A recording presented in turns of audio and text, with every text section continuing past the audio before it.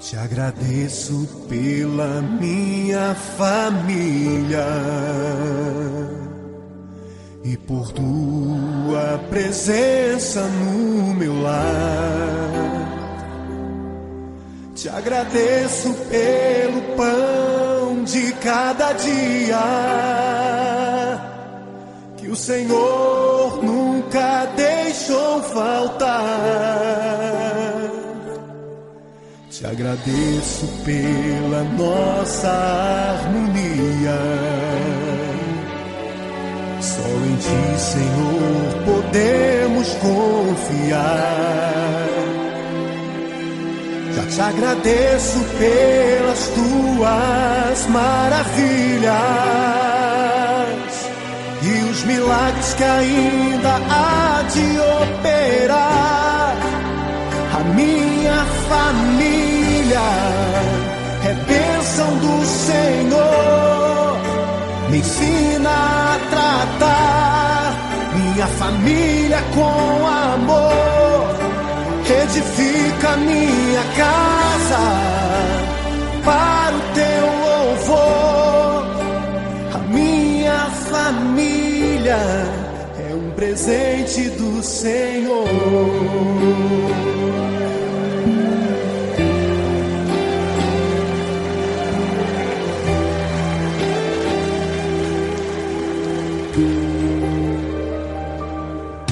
Te agradeço pela minha família e por Tua presença no meu lar.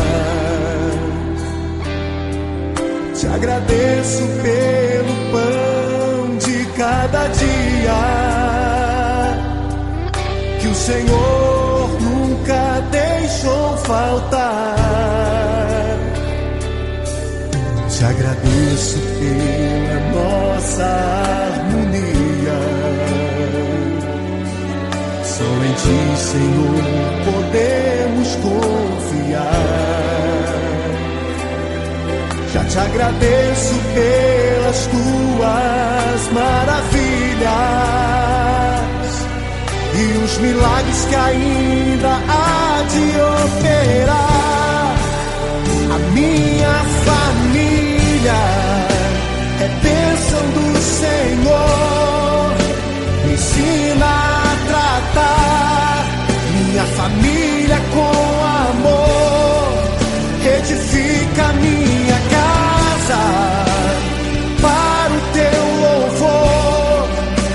A minha família é um presente do Senhor. A minha família é bênção do Senhor. Me ensina a tratar minha família com amor. Edifica minha casa para o Teu louvor. A minha família é um presente do Senhor.